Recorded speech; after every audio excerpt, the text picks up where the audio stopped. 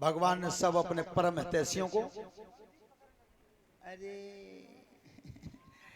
अपने परम हितैषियों को सबको वहीं बुला लिया द्वारका में। श्रोता बंधु द्वारकाधीश बन गए थे। कुंदनपुर के एक महाराज थे, भीष्मक महाराज उनका नाम था। 5 लड़के थे, एक लड़की थी रुक्मणी। और रुक्मणी जब विवाह के योग्य हुई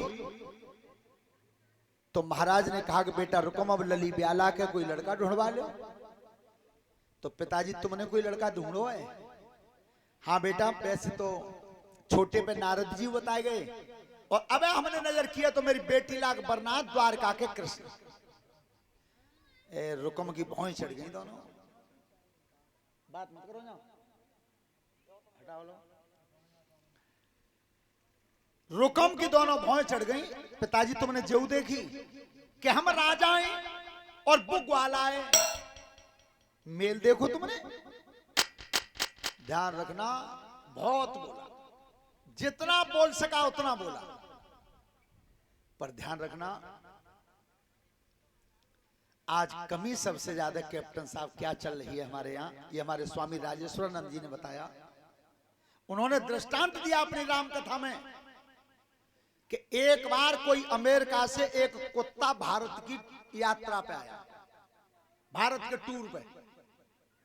सो जैसे वो हवाई अड्डे पे उतरो दिल्ली, भारत के कुत्ता माला ले लेके वहां को स्वागत कर गए। उतर रहो हवाई जहाज में थे, सो नीचे वाले भारत के कुत्ता ने कही कि आइए भारत की धरती पर तुम्हारा स्वागत है। उतर आए वे, माला ऊपर गई। सो भारत के कुत्ता ने कही बात है कि तू जी बता, तेरे यहाँ अमेरिका में भोजन अच्छा ना है? कि भैया भोजन की बात कर रहे हो, ब्रेड खाते हैं, दूध देते हैं। के तो फिर रईबे मकान ना है क्या? शीशम की कोठी में रहते हैं हम। अच्छा फिर जी बता, कपड़ा ना है? कि कपड़ा गरम ठंडे दो तरह के सूट हैं अमेरिका में हम पे। अरे फिर जी बता, कोई सवारी ना है? उन्हें की BMW कार में चलते हैं हम अमेरिका में। सो जा भारत के कुत्ता ने पूछ में अंटा मार के कही के चौरे उल्लू के पट्ठा जी बता, रईवे नाते अच्छो, खाएवे नाते अच्छो, पैरवे नाते अच्छो, गाड़ी नाते अच्छी, फिर का ऐसी तैसी हुआ हुआ। कुत्ता का जवाब क्या था?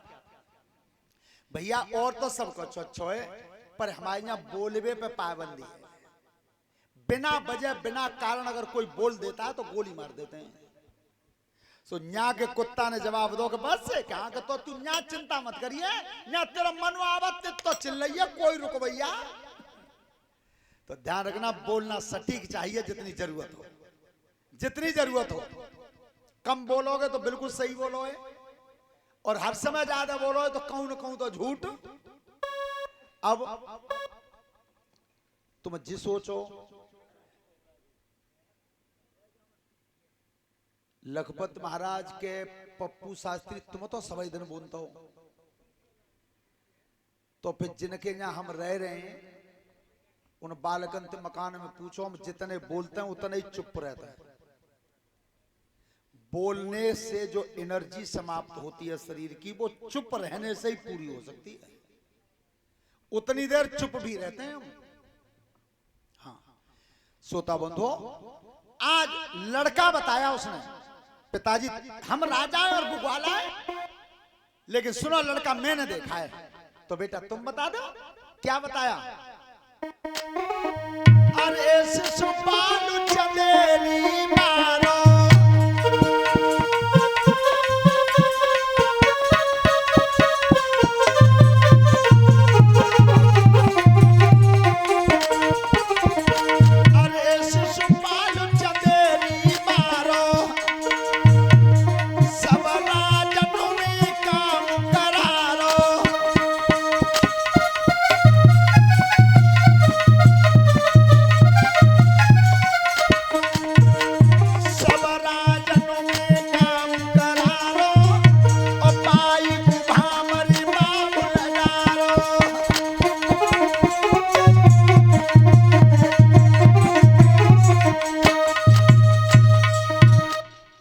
शिषपाल जानता हो?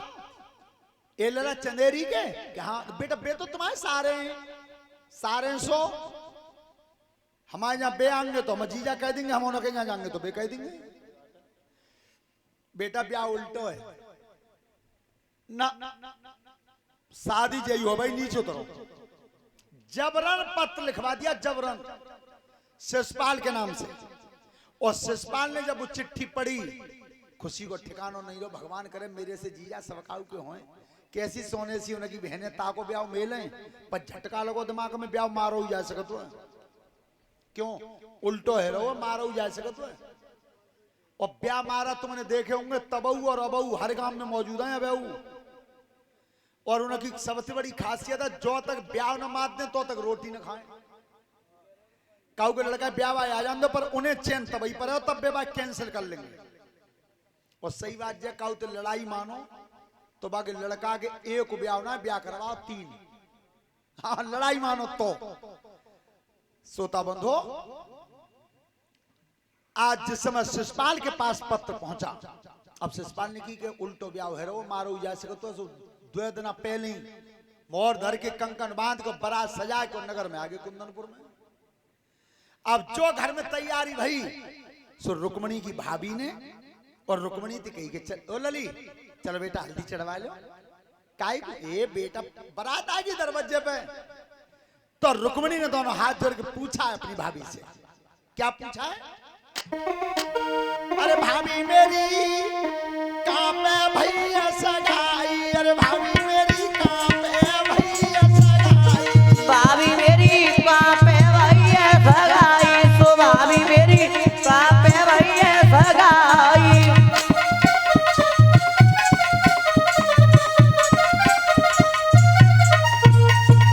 कौन दे सके बेही राजा, कौन दे सके बे राजा,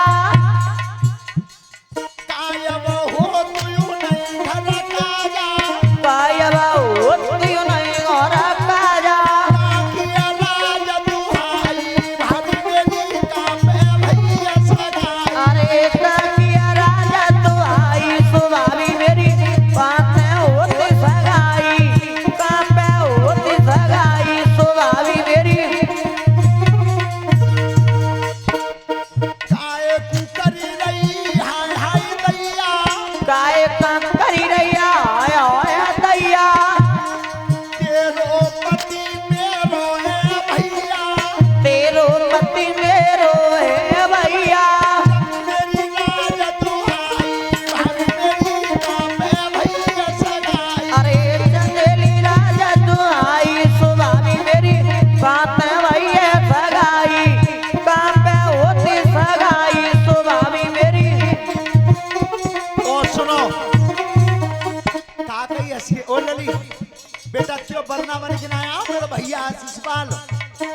और तीसरी बार मुस्का के बोली है, आज कल तो तीन नंदा कहूंगी, आज कल तो तीन न कहूंगी, वे दिन और पाए लागूंगी, दुए दिनों यार कोई लागूंगी, परसों बनई भोजाई, भाभी मेरी कहाँ पे भैया सगाई। अरे पर सामने ही हो जाई, सो भाभी मेरी कहाँ पे होती सगाई, कहाँ पे होती सगाई, सो भाभी मेरी।